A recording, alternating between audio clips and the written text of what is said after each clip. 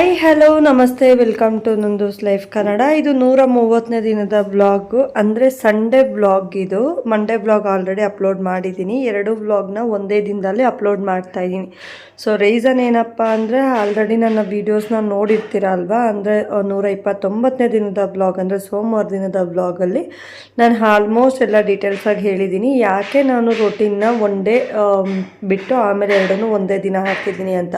So daily ರೊಟೀನ್ಸ್ನ ನಾನು ಹೇಗೆ ಆಗ್ತಾ ಇರುತ್ತೆ ಅಂದರೆ, ನಂದು ಡೈಲಿ ಏನೆಲ್ಲ ರೊಟೀನ್ ಇರುತ್ತೆ ನಂದು, ಆ ರೊಟೀನ್ನ ನಾನು ಶೂಟ್ ಮಾಡ್ಕೋತಾನೆ ಇರ್ತೀನಿ. ಬಟ್ ಆ ಶೂಟ್ ಮಾಡ್ಕೊಂಡಿದ್ದಾಗ ಕೆಲವೊಂದು ಟೈಮು ಅಪ್ಲೋಡ್ ಮಾಡೋಕ್ಕೆ ನಂಗೆ ಟೈಮ್ ಸಿಗದೆ ಇರಬೇಕಾದ್ರೆ ನಾನು ಅದನ್ನು ಸ್ಕಿಪ್ ಮಾಡಿದ್ದೆ. ಸೊ ಹಾಗೆ ಕೆಲವೊಂದು ಸತಿ ನಾನು ತುಂಬ 2-3 ದಿನ ಗ್ಯಾಪ್ ತೊಗೊಂಡಿತ್ತು ಅಂದ್ಬಿಟ್ಟು ಡಿಲೀಟ್ ಮಾಡಿ ಅದನ್ನ ಹಾಗೆ ಬಿಟ್ಟಿರೋದು ಉಂಟು. ಅದಕ್ಕೆ ಆ ಥರ ಬಿಡಬಾರ್ದು ಅಂತ ಹೇಳಿಬಿಟ್ಟು ನಾನು ಇದನ್ನು ಒಂದೇ ದಿನ 2 ರೊಟೀನ್ನ ನಾನು ಅಪ್ಲೋಡ್ ಮಾಡ್ತಾ ಇದ್ದೀನಿ. ಸೊ ಯಾಕೆ ಅಂದರೆ ಕೆಲವೊಂದು ತುಂಬ ಕೆಲಸಗಳಿರುತ್ತಲ್ವ. ಸೊ ಈಗ ರೀಸೆಂಟಾಗಿ ಒಂದು ಚಿಕ್ಕದಾಗಿ ಒಂದು ಟೀ ಅಂಗಡಿ ಸ್ಟಾರ್ಟ್ ಮಾಡ್ಕೊಂಡಿದ್ದೀವಿ. ಅಲ್ಲಿ ಹೋಟೆಲ್ಲು 2 ಕಡೆ ಬಿಸ್ನೆಸ್ ಇಲ್ಲ ಅಂದಾಗ ತುಂಬ ಬೇಜಾರಾಗುತ್ತೆ ಮನಸ್ಸಿಗೆ. ಸೊ ಅವಾಗ ಏನು ಕೆಲಸನೂ ಮಾಡೋಕ್ಕಾಗೋದಿಲ್ಲ. ಆ್ಯಂಡ್ ಅದನ್ನು ಬಿಟ್ಬಿಟ್ಟು ಬಂದು ವಾಯ್ಸು ಆಗಿರ್ಬೋದು ಏನೂ ಕೊಡೋಕ್ಕೂ ಆಗೋದಿಲ್ಲ, ಎಡಿಟಿಂಗ್ ಏನೂ ಮಾಡ್ಕೊಳಕ್ಕಾಗೋದೇ ಇರೋದಿಲ್ಲ. ಸೊ ಹಾಗಾಗಿ ಸ್ವಲ್ಪ ಕಷ್ಟ ಅನ್ನಿಸ್ತಾ ಇರುತ್ತೆ ನನಗೆ. ಇನ್ನು ಇದು ಭಾನುವಾರ ದಿನದ ಬ್ಲಾಗು. ಬೆಳಗ್ಗೆ ಎದ್ದು ಆಚೆ ನೀರು ಹಾಕಿಬಿಟ್ಟು ಮನೆ ಕಸ ಗುಡಿಸಿ ಮನೆ ಒರೆಸ್ತಾ ಇದ್ದೀನಿ. ಸೊ ಬೇಗನೆ ಹೋಗಬೇಕು ಅಂದ್ಕೊಂಡಿದ್ದೆ, ಆದರೆ ಅಂಗಡಿಗೆ ಹೋಗೋಷ್ಟ್ರೊಳಗಾಗಿ ಕರೆಕ್ಟಾಗಿ ನನಗೆ 8 ಗಂಟೆ ಆಗೋಯಿತು. 8 ಗಂಟೆವರೆಗೂ ನಾನು ಹೋಗಿ ಏನು ಕೆಲಸನೂ ಮಾಡೋಕ್ಕಾಗಿರಲಿಲ್ಲ. ಸೊ 7 ಗಂಟೆ ಇಲ್ಲ ಅಟ್ಲೀಸ್ಟ್ 6 ಗಂಟೆಗಾದರೂ ಹೋಗಬೇಕು ಅಂದ್ಕೊಂಡೆ, ಆಗಲಿಲ್ಲ. ಭಾನುವಾರ ತಲೆಗೆ ಸ್ನಾನ ಮಾಡಿದೆ. ರೀಸನ್ ಏನಪ್ಪ ಅಂದರೆ, ಒಂದು ಗೃಹ ಪ್ರವೇಶಕ್ಕೆ ಹೋಗಬೇಕಾಗಿತ್ತು. ಸೊ ಹಾಗಾಗಿ Thursday, Friday, Saturday, Sunday 4 days continue ತಲೆಗೆ ಸ್ನಾನ ಆಯಿತು. ತಲೆಗೆ ಸ್ನಾನ ಮಾಡಿಬಿಟ್ಟು ದೇವ್ರಿಗೆ ದೀಪ ಹಚ್ಚಿಬಿಟ್ಟು ನಾನು ಅಲ್ಲಿಂದ ಮತ್ತೆ ಅಡುಗೆ ಮನೆಗೆ ಹೋಗಿ ಅಡುಗೆ ಮನೆಯಲ್ಲೆಲ್ಲ ರೆಡಿ ಮಾಡಿಕೊಟ್ಬಿಟ್ಟು ಹೋಟೆಲ್ಗೆ ಹೋಗೋದು. ಸೊ ಡೈಲಿ ರೊಟೀನ್ಸ್ ಹೇಗಾಗಿದೆ ಅಂದರೆ, ಈಗ ಎಕ್ಸ್ಟ್ರಾ ಒಂದು ಸೇರ್ಕೊಂಡಿರೋದ್ರಿಂದ ಅಲ್ಲಿ ಇಲ್ಲಿ ಬ್ಯಾಲೆನ್ಸ್ ಮಾಡ್ತಾನೆ ಇರಬೇಕು, ಕೆಲಸ ಆಗ್ತಾನೆ ಇರಬೇಕು, ಯಾವುದೂ ಮಿಸ್ ಮಾಡೋಂಗಿಲ್ಲ ನಾವು. ಬಟ್ ಒಂದು ದಿನ ನಾವೇನಾದರೂ ಮಿಸ್ ಮಾಡಿದ್ದೀವಿ ಅಂದರೆ ಮತ್ತೆ ನಮಗೆ ಎಕ್ಸ್ಟ್ರಾ ಆಗ್ತಾ ಇರುತ್ತೆ, ಕೆಲಸಗಳು ತುಂಬ ಎಕ್ಸ್ಟ್ರಾ ಆಗುತ್ತೆ. ಎಷ್ಟು ಎಕ್ಸ್ಟ್ರಾ ಆಗುತ್ತೆ ಅಂದರೆ, ಒಂದು ದಿನ ಇವತ್ತು ಕೆಲಸ ನಾನು ಕಡಿಮೆ ಮಾಡಿದ್ದೀನಿ ಅಂದರೆ ನಾಳೆಗೆ ಡಬಲ್ ಆಗಿರುತ್ತೆ ನನಗೆ ಆ ಕೆಲಸದ ಜೊತೆ ಇನ್ನೊಂದೆರಡು ಕೆಲಸ ಎಕ್ಸ್ಟ್ರಾ ಆಗಿರುತ್ತೆ. ಸೊ ಇನ್ನು ಆಚೆ ಬಂದು ಹಸಿಮೆಣ್ಸಿನ್ಕಾಯಿ ಬಿಡಿಸೋದಿತ್ತು. ಚಿಕ್ಕಮ್ಮ ಅವ್ರ ಮನೆ ಅಂಗಡಿಯಿಂದ ತೊಗೊಂಬಂದಿದ್ದೆ. ಇದನ್ನು ತೊಗೊಂಬಂದ್ಬಿಟ್ಟು ಬಿಡಿಸೋದಕ್ಕೆ ಅಂತ ಕೂತ್ಕೊಂಡೆ.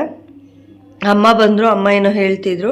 ಇನ್ನು ನಮ್ಮ ಚಿಕ್ಕಪ್ಪ ಬಂದರು, ಅವ್ರಿಗೆ ಟೀ ಮಾಡ್ಕೊಡೋಣ ಅಂತ ಹೇಳಿ ಅಂತ ಇದು ಮಾಡಿದೆ. ಹಾಗೆ ಬೆಲ್ಟ್ ತೋರಿಸ್ತಿದ್ರು, ಇದೇ ಥರ ಬೆಲ್ಟ್ ಬೇಕು, ಕುಕ್ಕರ್ ವಿಸಿಲ್ ಬರ್ತಿಲ್ಲ ಅಂತ. ಸೊ ಹೋಟೆಲ್ಗೆ ಎಲ್ಲ ರೆಡಿ ಮಾಡ್ತಿದ್ದೆ. ಹಂಗೆ ಚಿಕ್ಕಪ್ಪ ಬಂದಿದ್ದು, ಅವ್ರಿಗೆ ಟೀ ಮಾಡಿಕೊಟ್ಬಿಟ್ಟು ನಾನು ಕೂಡ ಕಾಫಿ ಕೇಳಿದ್ರು, ಕಾಫಿ ಮಾಡಿಕೊಟ್ಬಿಟ್ಟು ನಾನು ಕೂಡ ಕಾಫಿ ಕುಡಿದು ಚಟ್ನಿ ಎಲ್ಲ ರುಬ್ಬೋದಕ್ಕೆ ರೆಡಿ ಮಾಡಿ ಇಟ್ಕೊಂಡು ಚಟ್ನಿ ರುಬ್ಬೋಣ ಅಂತ ನಿಂತ್ಕೊಂಡೆ. ಆದರೆ ಪಾತ್ರೆ ಉಜ್ಜೋಣ ಅಂದರೆ ಉಜ್ಜೋಕ್ಕಾಗಿರಲಿಲ್ಲ. ಶನಿವಾರ ಪಾತ್ರೆ ಉಜ್ಜಾಕ್ಬಿಟ್ಟು ಹೋಗಿದ್ದೆ, ರೂಮು ಒರೆಸ್ಬಿಟ್ಟು ಹೋಗಿದ್ದೆ. ಆದರೆ ಭಾನುವಾರ ಮಾಡೋಕ್ಕಾಗಲಿಲ್ಲ ಆ ಕೆಲಸನ. ಸೊ ಹಂಗೆ ಬಿಟ್ಬಿಟ್ಟು ಹೋಟೆಲ್ಗೆ ಹೋಗಬೇಕಾಗಿತ್ತು. ಸಂಪಾದನೆ ಎಂದರೆ ಹಣ ಮಾತ್ರವಲ್ಲ, ಅನುಭವ, ಗೌರವ, ಪ್ರೀತಿ ಇವೆಲ್ಲವೂ ಕೂಡ ಹೌದು. ಎಷ್ಟು ಒಳ್ಳೆ ಮಾತಲ್ವಾ ಇದು. ನಾವು ನಿಜವಾಗ್ಲೂ ಇದು ಎಷ್ಟು ಒಳ್ಳೆ ಮಾತಲ್ವಾ. ನಾವೇನು ಮಾಡ್ತೀವಿ ಅಂದರೆ, ಸಂಪಾದನೆ ಮಾಡೋದಕ್ಕೆ ಹಣನ ಟಾರ್ಗೆಟ್ ಮಾಡ್ಕೊಂಡಿರ್ತೀವಿ. ಇಷ್ಟು ಸಂಪಾದನೆ ಮಾಡಬೇಕು, ತಿಂಗಳಲ್ಲಿ ಇಷ್ಟು ಸಂಪಾದನೆ ಮಾಡಬೇಕು, ಇಷ್ಟು ಉಳಿಸಬೇಕು, ಇಷ್ಟೆಲ್ಲ ನಾವು ಇದು ಮಾಡಬೇಕು ಅಂತ ನಾವು ಟಾರ್ಗೆಟ್ ಥರ ಇಟ್ಕೊಂಡಿರ್ತೀವಿ. ಜಸ್ಟ್ ನಾವು ಅದನ್ನಷ್ಟೇ ನೋಡ್ತಾ ಇರ್ತೀವಿ.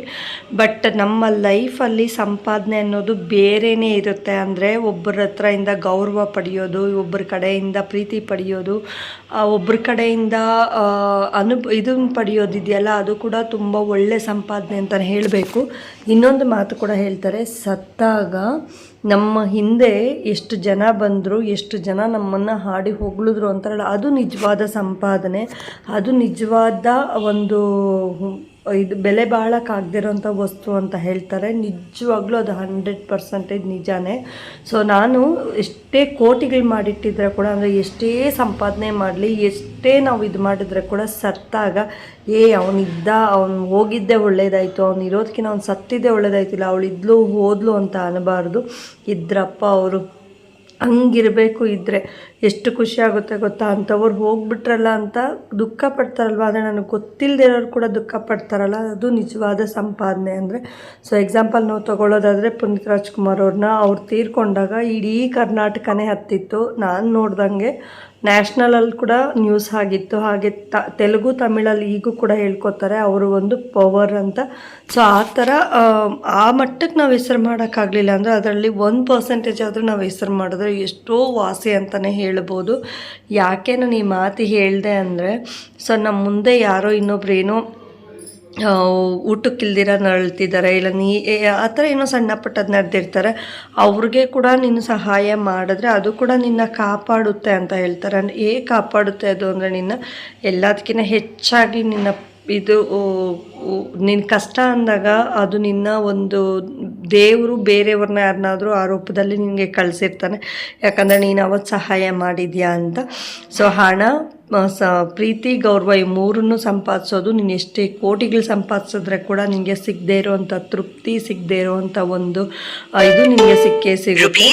ಸೊ ನನಗಂತೂ ತುಂಬ ಖುಷಿ ಆಯ್ತು, ಇದಾಗುತ್ತೆ ಈ ಥರ ಎಲ್ಲ ಕೇಳಿದಾಗ. ಈಗ ಯಾರಾದರೂ ನೀವು ಆ್ಯಸ್ ಯೂಶುವಲ್ ಎಲ್ಲೋ ಇರ್ತೀರಲ್ಲ, ಸೊ ನೀವು ಹೋಗಿರಿ, ನೀವು ಗೊತ್ತಿಲ್ಲದಿರೋ ಜಾಗದಲ್ಲಿ ಕೂಡ, ಅಂದರೆ ಇವಾಗ ನಿಮ್ಮೂರಲ್ಲೇ ಇರ್ತೀರ, ಯಾವ್ರು ನಿನಗೆ ಗೊತ್ತಿರೋದಿಲ್ಲ, ಇಂಥವ್ರು ಮಗಳು ಮಗನೋ ಎಷ್ಟು ಒಳ್ಳೆ ಹುಡುಗ ಗೊತ್ತಾ, ಇವನು ಇದ್ದರೆ ಈ ಥರ ಮಗ ಇರಬೇಕು, ಇಲ್ಲ ಈ ಥರ ಮಗಳಿರಬೇಕು, ಇಲ್ಲ ಈ ಥರ ಮೊಮ್ಮಗಳಿರಬೇಕು ಅಂತ ಹೇಳ್ತಾರಲ್ಲ, ಅದು ಒಂಥರ ಖುಷಿ ಕೊಡುತ್ತೆ. ಸೊ ಅದು ಆ ಹೆಸರನ್ನ ಪಡೆಯೋದಕ್ಕೆ ತುಂಬ ಕಷ್ಟ, ತುಂಬ ಸ್ಟ್ರಗಲ್ಸ್ ಅನುಭವಿಸ್ಬೇಕು. ಸೊ ಈ ಮಾತು ಎಲ್ಲರಿಗೂ ಇಷ್ಟ ಆಗಿದೆ ಅನ್ಕೋತಾ ಇದ್ದೀನಿ. ನನ್ನ ಪೂರ್ತಿ ವಿಡಿಯೋಸ್ನ ನೋಡಿ ಸಪೋರ್ಟ್ ಮಾಡಿ. Thank you.